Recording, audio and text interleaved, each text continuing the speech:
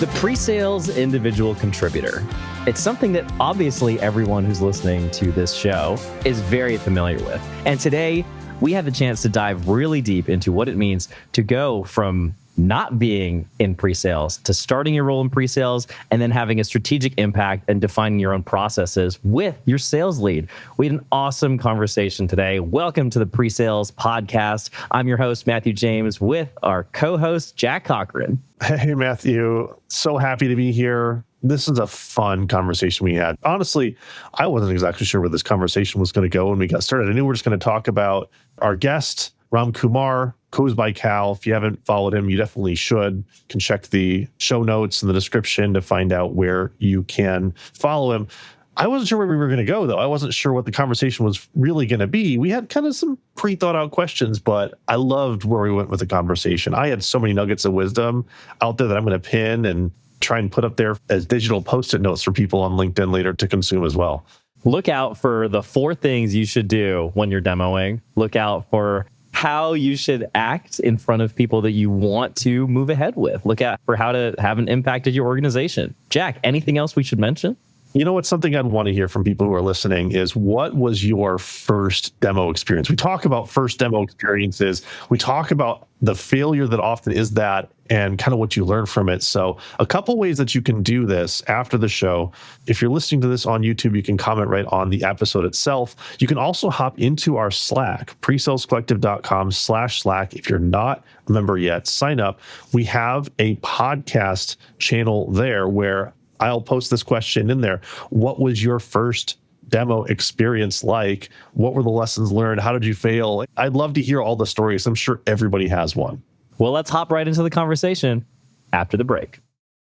SoulCon is the first ever conference just for pre-sales leaders. We are bringing together top minds in the pre-sales space for full days of intensive learning and networking across 2 coasts. Join us in the San Francisco area on May 15th, 2025, or in New York on September 4th, 2025, or come to both. At SoulCon 2025, you'll tackle the challenges of pre-sales leadership head-on through hands-on workshops, expert panels, and strategic keynotes. You'll leave with frameworks for measuring your teams, strategies for gaining influence within the boardroom, and models for building and enabling your teams. What I like most about SoulCon is that it's going to be tactical. This isn't going to be full of sessions just to make you think, though I'm sure you'll have an epiphany or two. It's designed to give you things you can take back to your teams and implement immediately. Early bird pricing is available now for both conferences. And if you register in January, you'll be entered in a raffle to win a free professional photo shoot the morning before the event. That's more than worth the price of admission right there. I'm very excited about SoulCon and hope to see you there. Head over to presalescollective.com/SoulCon-2025. That's SOLCON-2025 for more information and to secure your ticket. We'll see you there. Here's where I want to start, Cal. We're going to be hearing from you about how we can get from novice to expert. I'd love to hear a little bit about your background in pre-sales. How did you kind of get your start? How did you get to where you are now? And then we'll explore kind of the path along the way. So give us a little bit about your background. I think when me and Matthew talked in the pre-show right before, he asked me like when I graduated high school and college, because we both grew up in Albany, and I graduated college in 2020. So I'm going to start even before I got into my life as a solutions engineer. So I graduated in 2020. I didn't have a job at that standpoint, or I was still looking. And I think sales has always been like kind of interesting to me, right?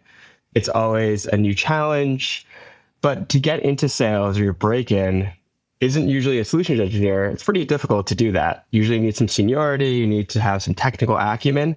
And I studied business analytics, which could work for some things, but not in security, which is what I do now.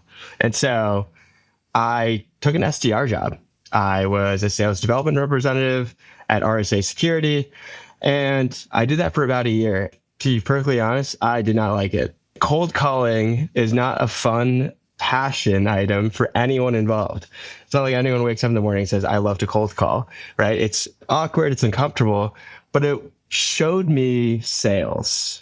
It showed me the top of the funnel and working it yourself through. And it also helped me network internally, which is also very important to understand other key decision makers, your AEs, sales management, and understanding, because selling internally is not that different as selling externally. And we'll get into that later. And so For me, I met a lot of interesting people in that journey, a lot of them being SEs who did demos. And I was like, oh, this is kind of interesting. I could foresee myself doing this. And so I actually set up like a networking meeting. I messaged someone on Teams. I was like, hey, can we chat about your job? And they were like, sure. And she was like one of the nicest people ever. Her name is Melissa Rainey. I got to give a shout out to her because I would not be where I am now without her. And it didn't really go anywhere. But what happened was 3 months later, they were hiring a junior SC for that position on that team because they just wanted someone to run demos. And so that junior SC, I was an open slot and I ended up applying. And I did not know a single thing about security. Literally, like I worked this SDR job, but it's not like I knew any network infrastructure. I didn't know the OSI model, which is like the paramount or like a very basic item. But what I did for the next 2 weeks is I just learned how to demo, right? I worked every single day. I learned how to demo a very basic use case. And that's what I did in this panel interview. And it wasn't a very good demo. I practiced with family and friends. I remember my brother, I scripted the entire thing and I did it in front of my brother. And my brother was like, it sounds like you're literally reading off a script. That's because I am. Yeah, exactly. But then I had a really good manager and they ended up hiring me. And that was my intro into pre-sales, right? That's how I got my foot in the door at the organization. I was a junior SC and all I did was just demo for the first year. A lot of people out there are going to be looking at that and saying, that is amazing. And I'm one of them, by the way. And then they're going to be asking, what was it that you did? Why did you stand out? Given that you yourself said, I didn't have any experience with this kind of thing. I didn't know about the actual domain knowledge. So looking back, why do you think you were selected? The funniest thing is I was actually thinking about that when I was prepping for this overall podcast. And I was like, if I was interviewing, like, and I was a manager, I would not have hired me. Like, I was a terrible fit. Like, I didn't know anything. Why do you say that? I want to dig into that first. If you're going to be on a call and doing a demo, you have to know so much outside of what the actual product is to actually deliver a proper demo because there's so many interchangeable parts. It's one part of your entire security defense arsenal, right? I was not a good fit for that role, but what I was really good at is I was put in the work ethic, right? I showed and demonstrated leading up to the overall panel interview. I spent hours with Melissa Rainey, who was my mentor at the organization, and we spent hours going through this demo and perfecting it or near perfecting it for this interview so I can have a basic understanding. And then from that standpoint, you can always learn new things. What you said just there, you can always learn new things. That's the part that whenever I was interviewing for people, I didn't necessarily care so much, do you have the domain expertise? Because there's always going to be some level. I agree, security is a lot heavier on the actual need of understanding the technology, et cetera, the domain. But that's true, I think, any industry you get into. I didn't care so much when I was interviewing, does the person have the domain expertise? But is this a person who can learn the domain expertise? Because not everyone's going to have everything they need to know. But if I can find someone who's willing to learn, then no matter what, it's going to be a lot easier on me, the manager, to get this person up to speed, even if they have to learn more than other candidates who are coming from the space. And I think that's an important part of any type of job outside of security too, is like the people who think themselves that they know everything, they don't know maybe the next percent. They don't know, have the adaptability to learn the next new thing that comes out, because security is so changeable and innovative every single day. Versus the person like myself, I think, where I'm really eagerly motivated to learn new things. I think that's what, to be honest, Matt, your question is like, that's what set me apart. Like I was younger, I was really, really motivated, and the manager saw that. I think motivation really does come across. I can remember the interview that I did to get the job that I'm in today, and it doesn't sound too dissimilar if I think about this 5 years ago. I didn't know all the domain expertise. I had done a lot of research on the company, and I kind of put it all in there. I think there's a lot to be said about showing that you are really interested by just giving the right energy and like showing that you went the extra mile where you can. That makes a big difference. So tell us what it was like once you did step into that role. How did it feel? And was it easy? Was it hard? So it's an enterprise role that I stepped into. It wasn't like a commercial essay. I was literally just thrown into the fire here. But the first 2 to 3 months, my manager at the time, Steve Fink, what I would say is he was so good at giving me the map of saying, these are things that you can do to get to your end state where you want to be. I wanted to be like the best SE on the team. I wanted to be fantastic at POCs, have all the technical acumen in the world, but I was starting from zero. So that's a long step to get there. And so for the first 3 months, I just shadowed people on demos, understanding like what are different use cases. And my first actual demo, again, I scripted the entire thing. And of course, like sales was not going to let me go on a call by myself. I had like 2 other SEs on with me. And the first ever demo I did, I don't think it went well at all for my own expertise, right? I just didn't go well. I wasn't very fluid. Again, I wasn't able to talk around the knowledge subjects of security. I could only talk about the product, which is very different in a solutions engineering role. Like you have to know a lot of other things. But the only way to get there is by doing more and more and more demos. So I did the first demo. I don't think it went very well. I had other people on. They actually stole the screen share from me because they wanted to share something, and I don't think I was effectively communicating very well. But as time went on, I did more and more demos and got more confident in what I was presenting in the product itself. And that was a huge part in the process of like almost falling forward. You do your first demo, you might not go well, but there's always more demos or more calls to do where you can learn. And each one you learn something new about yourself and your presentation skills. I think nobody's first demo goes well, but I feel like everyone at least probably remembers it. Like I very distinctly remember my first demo that I did, and my experience was very similar to yours.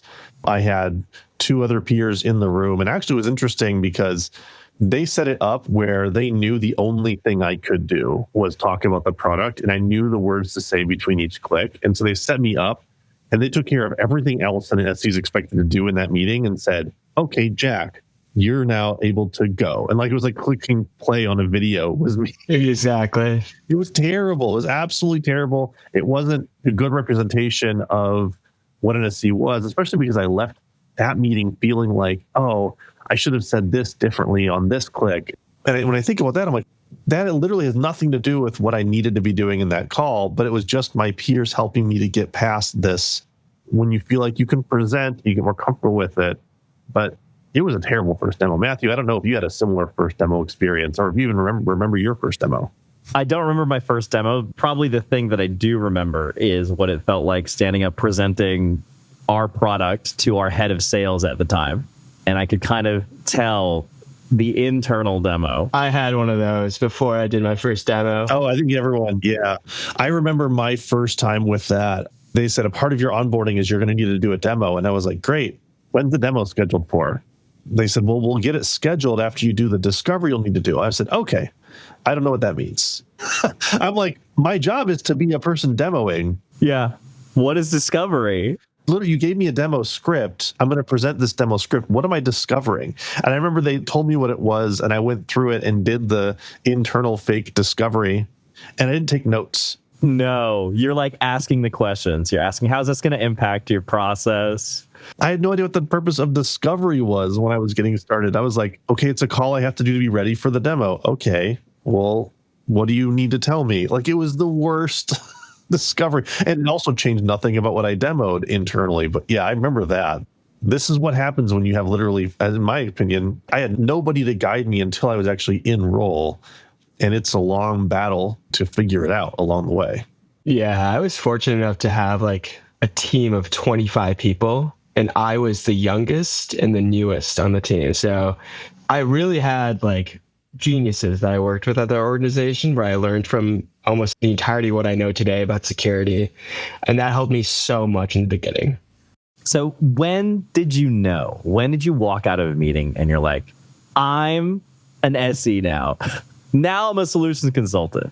So in the process between my first few demos and getting better, and then I would say a year after, is the manager at the time that I had is like, it's imperative that you get certifications. Certifications will help you understand the domain knowledge that you're missing to go to the next level. And I swear to God, like, I don't think I've studied harder since high school or college than for these certifications. Like, my friends were starting to be like, what is going on here? Because I would work from 9 to 5, and then I would study from 5 to 9. It was a long day, and I was just focused because I knew this is what I wanted, right? I didn't want to keep on leaving these calls and being like, hey, I just don't know the answers to these questions. Like, it was getting kind of embarrassing for me. And slowly over time, once I picked up the domain knowledge from the certifications, the two I took were the Security Plus and Network Plus. I started getting the hang of it. I started getting pretty agile. I started moving off a script or a proper delivery and was like flexible inside the platform because I got confident in myself. I got confident in the ability to deliver the information and to deliver the value of the product to the customer because I wasn't afraid of a question they would ask that would derail me. And that's what really helped me get to the next level is getting the certifications, getting the domain knowledge so I can speak to customers more fluently. I mean, you wouldn't think the two of those would be completely related, right? What you just said there, your product knowledge, your certifications led to you being able to communicate in value terms. Those two don't feel like they're exactly connected. So I'd love to talk a bit about how that happened, because I feel like if you take certifications, you get product knowledge, how does that lead you to suddenly being more confident in speaking value? That feels like a very different thing. I can speak specifically on security, and then we can probably divulge into other topics. For security specifically, like when you're asked about how this product fits in your overall defense structure of understanding where adversaries are talking to your devices on the network, whatever it might be, like you have to know about integration points. You have to know how is this going to fit with the rest of the tools they're using. Understand who are the other providers of those other tools. What is the benefit of those providers? How do they kind of fit in every single part? And when I got these certifications, the overall premise was just building your overall security structure or building a security program. And so when you're talking to a CISO, if you're talking to an IT director, if you're talking to a person in a security role, what they're thinking about in their heads is, does this tool bring value or a return on investment towards my team and towards the current tools I have if I didn't have it versus if I had it? And so if I can articulate to them exactly how it fits in because of the other tools they're dealing with and how the process is seamless, it makes it much easier for that return on investment and to also quicken the overall sales process because they know exactly where it fits in and then what KPIs to measure. You hit on something interesting there, because when you're selling in security, I don't sell in security, so you tell me if I'm wrong, but my assumption is you're never selling into net new. It's like they have an existing system. There's something that they're doing already. And so you need to understand so much technical detail. You have to like get on a level playing field before you can start talking about value, because it has to be specific to what they're doing today, and they're going to run up against a specific set of problems. It just really encapsulates SE. A lot of times also, like, I'm young, right? I sound young in these calls. If you're not sharp when you're talking to these security people, it sounds laughable, but they're going to think of you as a joke and they're not going to trust your advice on the product. So you need to have the domain knowledge and domain expertise that can articulate this properly and confidently for them to trust you. That's a great insight. I've found very similar truths in my experience, even not even selling into security, even selling into things like marketing, things a little bit more kind of fluid as far as how tooling is used.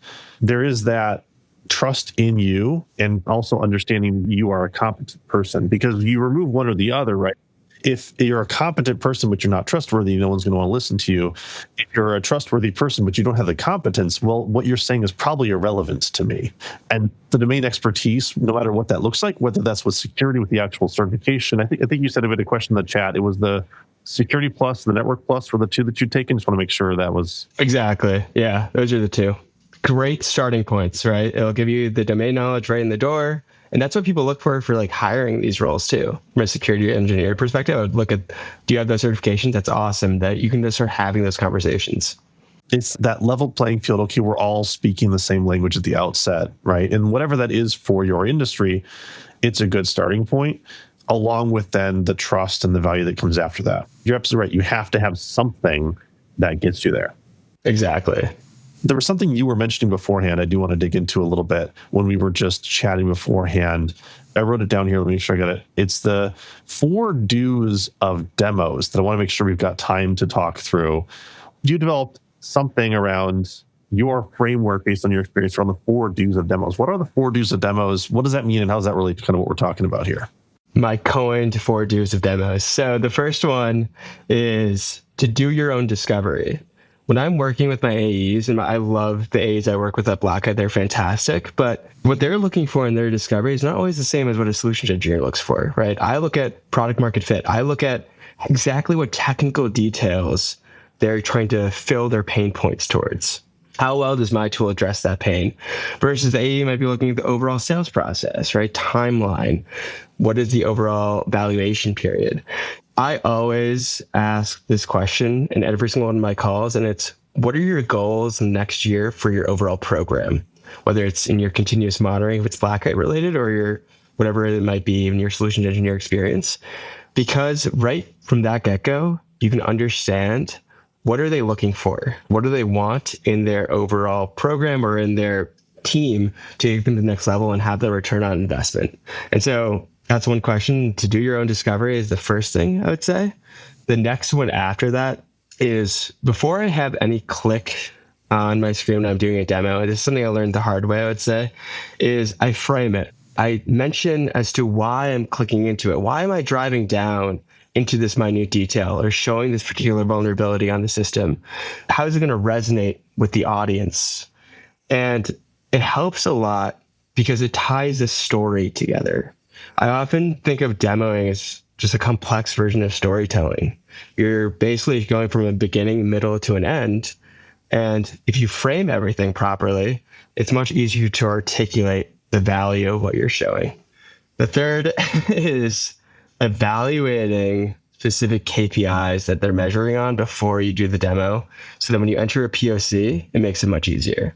And so if you're evaluating the KPIs or understanding what their OKRs are, you can resonate with the customer and pause and talk about how other customers do something similar. You can say, here is a particular part of the platform.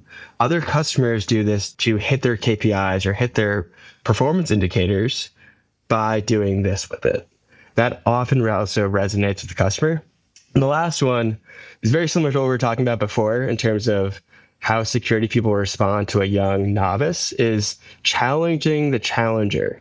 When you get really confident and you get comfortable, you're going to have people on the calls that are going to try to stump you. It happens once a month for me, but you have to challenge the challenger. You have to understand, like, what you say is also true. And it doesn't depend on what they say to change that, right? Just because they're saying something doesn't mean that it's true or false. What you're saying does have value. And you have to challenge what they say if they think that what you're showing them in terms of a tooling perspective is inaccurate or will not help them. And I think that is the last one where, like, it will get you over the hump on those difficult demos and calls. There's a wealth in each of those 4. Thanks for running that down. I think this is something that everyone who's an SC should hear and think about, because this also helps SEs own the demo a bit more. I think that part of the reason that we get employed as SEs to own demos is so that we can, like, make them effective, not just be thrown out there to show and tell this or that. And these 4 things really do transform that to being strategic. So I have to ask, what has challenging the challenger looked like for you? It happened literally yesterday for me. We usually do a prep call before every demo between myself and the account executive, just to run down, all right, what are the people in terms of stakeholders from the company that are going to be on the call? Have you had any experience with them? Look at their LinkedIn backgrounds, whatever it might be. And I was literally told that this person hates the space. He does not believe in security ratings, does not believe in it at all. I was like, all right, this is going to be one of those calls where, like, it's going to get difficult, but you can't back down from that challenge. And I think that's where the domain knowledge, domain expertise, that's where it helps you. In those difficult calls where you now feel confident in expressing everything. And what happened was on this call is he was like, yeah, I just don't think that offers much value. But the great part of the product that I'm selling right now is that we're moving away from those details of security ratings specifically, and we're moving towards something newer and intelligence. And he was able to see that new light through what I went over earlier of those, how other customers are using it, framing those clicks in the conversation to show value, and also discovery that performed prior to the call. And so all of this is kind of intertwined and wrapped into one, but challenging the challenger is when you're having someone difficult that does not want to move away from that particular stubborn point that he has, is to challenge him on that point and make him see another side to it. I think that there reaches a point, though, where you have to also evaluate, why is that person in the room? Why did they get suddenly added to this call? What's their point of being a part of this evaluation criteria? Because I've reached sometimes where you have that person who's being very challengery with you and you're pushing back appropriately, but then you realize, wait, who invited this person? And they just kind of added themselves, and they need to be there because their boss wants them to be in the room and informed, but they don't really have a vote. So sometimes you reach that point where that person you're talking to, you need to address, but you can also peel them off to a separate conversation if necessary as well. I think it's good, kind of a little bit of wrestling with the meeting dynamics of understanding when it's becoming disruptive for the sake of disruption, especially like in your case, if you know a person hates the space and hates what you're selling, and maybe get that person out of the room if possible. Sometimes you can't. Sometimes they're actually on the decision criteria team, they're the evaluation team, and you need to actually win this person over. But even then, sometimes I've liked to kind of actually use the terminology a lot with my team and with AEs and sales teams I've worked with about peeling people off to separate meetings. Like we would talk about that a lot. Hey, do we need to peel this person off to a different meeting? And when the meeting say, hey, I'd love to discuss this further, but we're going to run out of time. Would you mind if I set up separate time to talk with you about this? Like, I want to make sure I understand you. Helps them feel heard while not disrupting the process you're going through. It can even help overall. Maybe they do bring up something that's helpful, and then you have already kind of like built this side initiative that you two can work on as a champion set to bring into like the main course of the deal. And it could definitely help, right? You knowing now that this person has these viewpoints and what you're trying to sell or show is helpful for you. Because if you didn't know that, it's just a blind spot in the overall deal, and it's going to hurt you more than help you. Cal, you've become an expert in dealing with challengers. You've got the 4 steps to demoing, the 4 do's of demos. What has that looked like to transform your internal brand within RSA? I went from RSA to Black Kite, but I would say the biggest thing, and we talked about this a little bit earlier, is that there's not that much of a difference between selling externally and internally, where networking and then also relationships that you build are imperative. You are your connections, you are your relationships, whether that's internally of your organization or external people that you know. So I very early on befriended our sales management leader, and he's a really, really good person to know if you want to enact processes throughout the organization. Was this someone that you were reporting into? Was this part of your direct chain? So you actually went outside and you identified a key person that you needed to be close with. Well, yeah, he just worked with me on a deal and we soon gelled, but he's actually the person who brought me over to my new organization as well. So he just saw that I did pretty good work at my last one, and he's like, all right, I think you'd be a good fit here as well. The thing is, to move more strategic inside your own organization, a very important part of that is having those connections. What we built out at RSA was this overall workshop sequence. And it's a key differentiator to our entire sales process towards everyone else in our space. And what it is that instead of just a POC where we give a customer a tool for 2 weeks and they're like, all right, have fun with it, we build their success criteria initially. And then in each of these workshops or sessions, we go over each and every single detail, talk about how customers are addressing that, talk about KPIs and OKRs against that we can measure on, so that when it goes from a pre-sales to a post-sales process, it's seamless. In 1 year from now, we can look back on it and we're like, are you hitting those KPIs? And that really helps with retention as well. So we built this from a POC standpoint. We then used it for current customers of the organization, and now at Black Kite, we're doing it all over again. But it would not have been able to be possible if I didn't have the buy-in of leadership. And that's really, really important, is to create those connections, say, I have this idea, how do I enact it? And every leader in an organization is be like, this is awesome, this is great work. They're not going to be like, no, I don't want to use that. They want to use it themselves if it is something that could be helpful. So they'll try to enact it as well. I absolutely love the overall perspective on that. I do want to talk a little bit about POC strategies, because that's something we had talked about briefly. I know you have got a different kind of take and perspective on building out POCs to drive revenue, which POCs can sometimes be seen as something that slows deals down. What's your perspective? How have you done that in order to make it actually impactful to business? So all POCs don't have to be the same. If it's a person that has a ton of success criteria and has all these different KPIs, I keep on saying KPI, but it has all these different ways to measure things, then you might want a more lengthy POC. But if it's someone who's trying to check the box more or less and wants a tool in-house, you can just do a week. It doesn't have to be like a one-size-fits-all type of process. You can cultivate the experience for each and every single customer or prospect that you're working with. That white glove service is something that they will truly enjoy in the process. Like, people have came to us after our POCs and been really, really impressed with the end goal or the end product that they've had, because we don't have that strategy at Black Kite.